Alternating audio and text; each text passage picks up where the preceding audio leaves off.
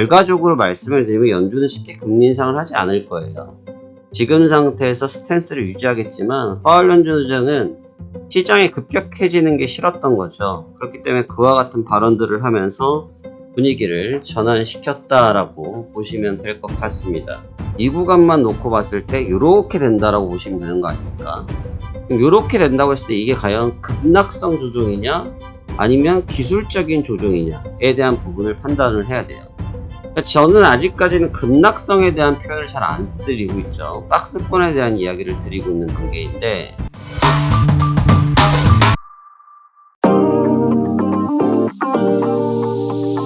안녕하십니까, 화생왕 송대표입니다. 2023년도 11월 10일 금요일이고요. 현재 시간 오전 11시 17분을 가리키고 있습니다. 지난 새벽이시죠? 새벽 시간에 파월 연준 의장의 발언이 있었고요. 그로 인해서 시장이 상당한 변동성의 움직임을 나타내면서 지난 시간 마감하였고, 현재 개장한 이후에 여전히 좀 약세 속에서 혼조 양상을 보여주고 있습니다. 시장이 하락을 했습니다.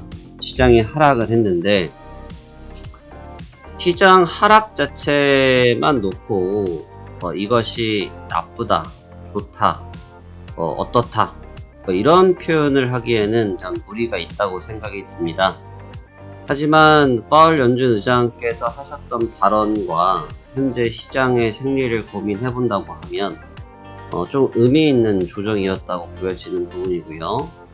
이렇게 된다고 하면 한순간에 모든 분위기가 또 반전되어질 수 있다는 생각이 문득 들고 있습니다. 자, 그러면 이번 주 마지막 거래일 어떻게 접근하는 것이 좋을 것인지, 그리고 어떻게 우리가 대응하는 것이 유리하겠는지에 대해서 말씀 같이 한번 나눠보도록 하겠습니다. 자, 그러면 바로 시작하도록 하겠습니다. 전일 마감한 미국 증시는 일단 200포인트 이상의 조정을 보였습니다. 딱 위치상으로는 우리가 아주 흔히 표현하기로 빠질 자리에서 잘 빠졌다. 근데 사실 이거는 하락이라는 표현보다는 아직까지는 그냥 상승 이후의 눌림이라는 표현이 맞을 것 같은데, 제가 여기에서 계속 말씀을 드렸던 부분이 뭐냐면, 고점으로 올리긴 올리고 있지만 그 힘이 굉장히 미약하다. 그래서 청산에 대한 물량들이 계속 나오고 있기 때문에 일단은 쉬어갈 확률이 크다. 그래서 쉬어간 이후에 이 진폭이 깊어질 것인지 아니면 짧아질 것인지에 대해서는 한번 봐야 하지 않겠냐라는 점에 대해서 설명드렸던 적이 있습니다. 그래서 지금은 그 초입에 있는 단계이고요. 오늘 저녁에 시장 흐름이 굉장히 중요하게 되었습니다. 오늘 저녁까지도 만약에 쉽게 흐름을 깨줘서 내줘버린다고 하면 분위기는 급속도로 무너질 가능성이 높기 때문에 굉장한 주의가 요구된다라는 부분을 말씀드릴 수 있어요. 그런데 제가 지금 주목을 하고 있는 부분은 어떤 부분이냐면, 제가 일전에 영상을 올려드렸죠. 영상을 올려드리면서 설명드렸던 내용들이 있습니다.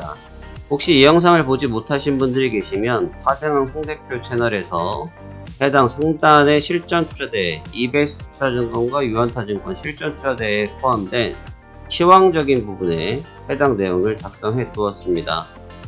그래서 해당 내용을 제가 6개월 전에도 말씀을 드렸는데, 사실 이 내용이 제가 좀 굉장히 의아했던 부분이에요. 왜냐면 당사자께서는 어떠한 발언을 하지 않았는데 갑자기 투자자들이 금리 인상이 사실상 종료됐다라는 분위기를 계속 만들었단 말이죠. 계속 만들었어요. 그래서 제가 설명드렸던 게 골드에 대한 설명을 드렸고, 그 다음에 나스닥이 지금 계속 페이크 동작을 보이고 있다는 설명을 드렸고, 그리고 어저께 올렸던 것은 나스닥이 지금 가속 중이다. 때문에 좀 조심해야 되지 않겠냐, 이런 내용을 좀 올려드렸던 적이 있습니다. 지금 바로 그 내용들이 순차적으로 이루어졌는데, 어제 이제 시장이 타격을 받았던 건 뭐냐면 국채금리에서의 그 변동성이 좀 극도로 올라갔습니다. 그래서 다시 재차 국채금리 가격이 급등을 하면서 금리 인상에 대해서 조금 우려되는 상황이 있었는데, 이제 파월 연준 의장이 새벽 4시에 발언을 하시면서 하시는 말씀이, 연준 아직 금리 인상 끝난 거 아니야. 아직도 할 수 있어. 라고 해서 굉장히 단호한 어조로 말씀을 하셨어요. 그러니까 늘 그런 식의 말씀을 하시는 분이긴 한데, 지금 시장이 타격을 받았던 큰 이유는 뭐냐면, 시장에서 저도 그때 얼마나 제가 좀 내용이 좀 웃겼으면 제가 이 내용을 찍었겠어 촬영을 해놨겠습니까?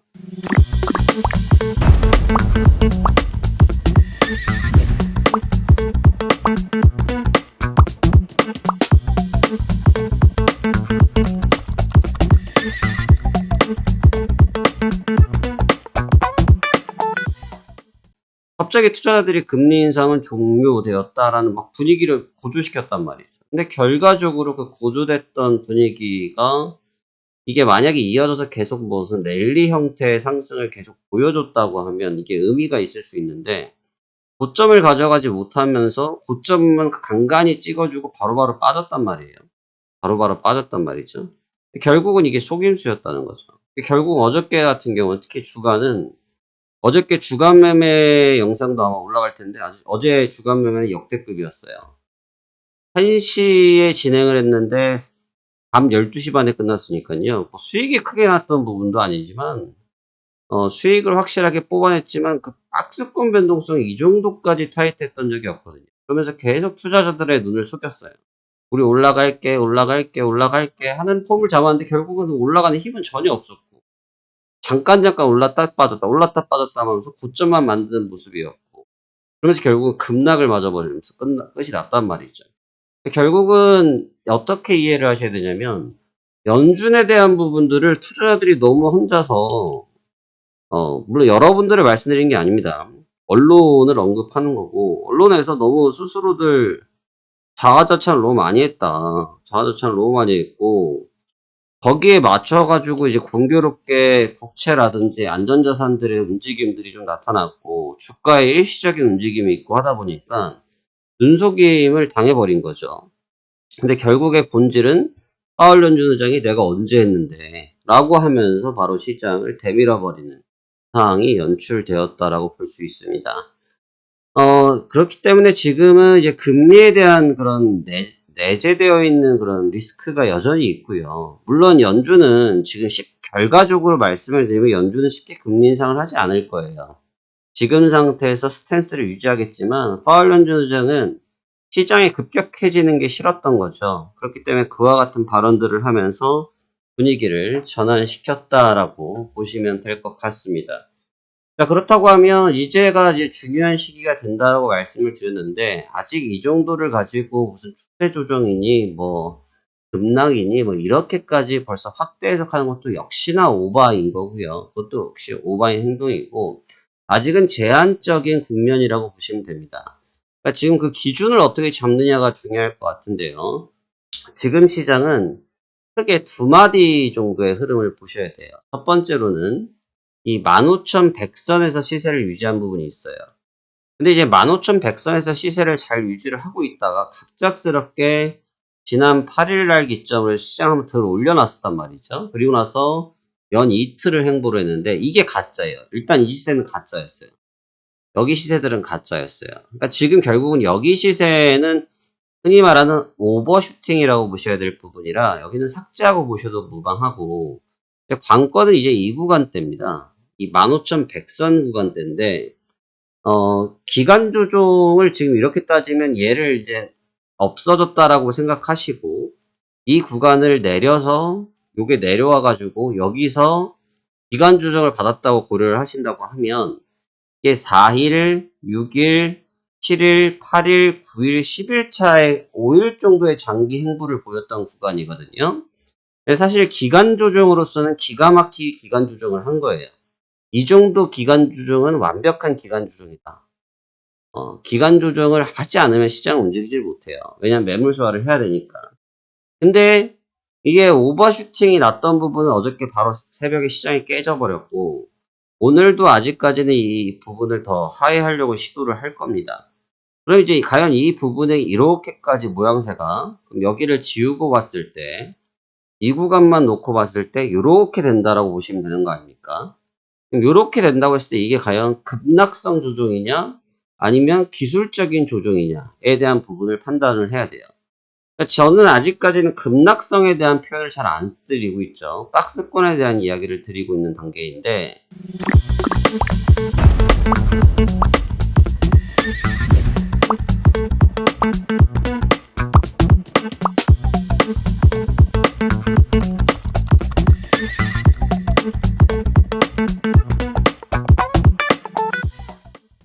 급락을 벌써 읊기에는 좀 무리가 있는 것들이, 아직까지 금 가격에 대한 움직임들이 조금 뭐라 할까요? 스테이블하고 안정적이라고 볼 수가 있고요.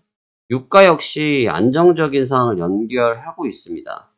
근데 여기서 이제 지금 조금 부담이 되기 시작한 게 이제 국채 쪽인데, 10년물 국채 금리가 다시 반등을 시작했죠. 제가 어제도 이 얘기 드렸던 것 같은데, 이 4.9에서 5.0 요 자리가 오버슈팅 자리라 이 자리의 시세를 생각하시면 안 된다.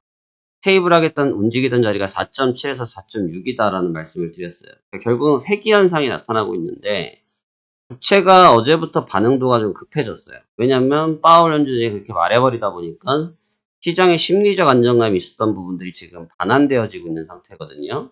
근데 국채가 움직여버리니까 주가가 버티지를 못했어요. 왜냐하면 특히나 기술주들 같은 경우는 금리의 민감도가 높지 않습니까? 금리의 민감도가 높기 때문에 빅테크 같은 경우는 나스닥이 버틸 재간이 없는 거죠. 그렇다고 하면 지금 상태에서의 일단 1차적으로 숨고르기까지는 계속 해야 된다고 보는 게 적절한 뷰어인 것 같고, 그 뒤에 뷰어는 그 상황에서 나타났을 때 안전자산의 움직임 등의 내용, 그 다음에 달러와 채권의 움직임을 한 번 더 짚어볼 필요가 있어요. 그건 역시나 제가 다음 주에 시황 방송할 때 이 내용 짚어서 설명드리겠습니다만, 짚어볼 필요가 있다라는 겁니다. 그래서 지금 그러한 측면들을 빠르게 좀 짚어보지 못하면 여기에서 자칫하면 또 눈에 보이는 흐름으로 따라가거든요. 제가 6일 전부터 저 말씀을 드렸는데, 사실 저렇게 말하는 데가 아무데 없죠. 뭐 지금 뭐 저도 뉴스 한 번씩 보거나 뭐 중간에 뜨는 광고들 보면은 뭐 연준 금리 종결 뭐 말 같지도 않은 얘기들을 그렇게 자연스럽게 올려놨는데, 연준에서 한마디도 한 적이 없거든요. 연준에서 거기에 대해서 한마디도 한 적이 없는데 사람들이 그런 말들을 조금 만들어내더라 이거죠. 그래서 이 부분이 어떻게 반영되는지에 대해서는 먼저 한 차례 더 추가적인 조정을 받은 이후에 접근하는 것이 좋아 보인다라고 말씀드릴 수 있을 것 같습니다. 오늘 분위기는 우선 좀 약세가 계속 좀 이어진다라고 보는 게 좋아 보이고요. 그 다음에 여기서 조정이 조금 더 이어졌을 때, 그 뒤에 방금 설명드렸던 재료들이 어떻게 변화되는지를 놓고 시장 참여를 하면 유리할 것 같습니다. 무리하실 필요는 없습니다. 그리고 시장에서 말하는 내용들을 곧이곧대로 들으실 필요는 없습니다. 한 번 정도는 다르게 꼬아서 생각해 보신다고 하면 시장은 오히려 더 순수하게 보일 수 있고, 저는 제가 주식을 배우고 선물을 배울 때 많이 들었던 얘기가 뭐냐면, 아이의 눈으로 봐라 라는 이야기를 많이 들었습니다. 시장을 아이의 눈으로 봐라. 어른의 눈으로 보면 나에게 이득이 되는 내용으로 이것을 변질시켜서 보는 경우들이 있습니다. 하지만 아이들은 순진하거든요. 저희 아이한테도 제가 뭐 1,000원짜리 선물을 하나 사주더라도, 뭐 어른들은 그렇게 사주면 이게 뭐야 하는 눈빛이겠지만, 사실 아이는 그 1,000원짜리 카드 선물 하나 받아도 그 눈빛이 굉장히 초롱초롱하고 해맑은 눈빛이 있습니다. 시장은 그렇게 봐야 됩니다. 내가 원하는 방향이 아니고 시장에서 말한 실질적인 자료와 내용을 기반으로 해서 순수하게 봐야지, 그냥 미래에 있지도 않은 미래 내용을 먼저 선점하여서 판단하는 것도 좀 무리가 있다고 보여집니다.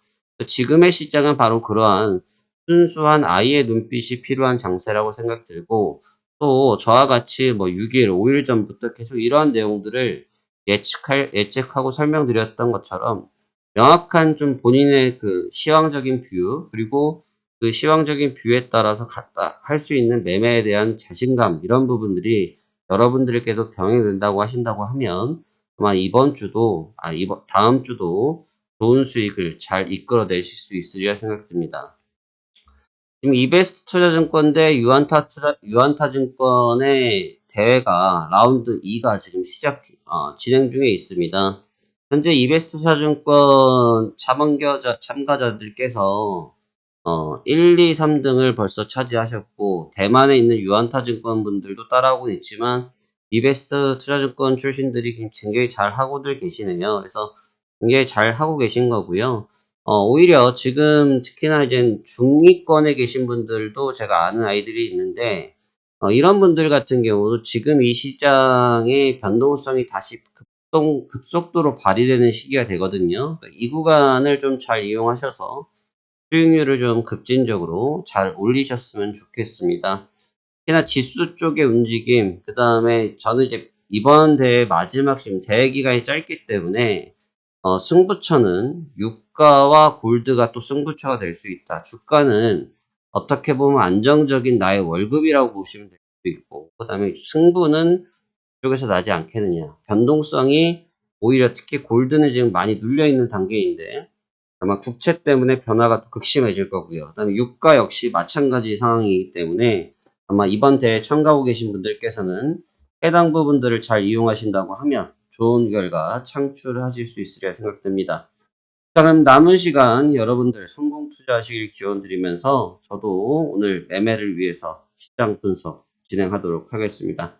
오늘 여러분들의 성공 투자를 기원하며 주말간 이 영상을 보시는 분들께서 저와 함께 시황적인 부분 내용에 대해서 참고하고 싶으신 분은 화면 하단에 파생왕 송 대표의 무료 체험 7일 하기를 선택하신다고 하면 7일간 제가 갖고 있는 시장에 대한 뷰를 실시간으로 같이 공유해 드리면서 해당 내용들 같이 공부해 보실 수 있으실 겁니다. 여러분들 좋은 주말 되시고요. 다음 주에 다시 인사드리도록 하겠습니다. 저는 파생왕 송 대표였습니다. 고맙습니다.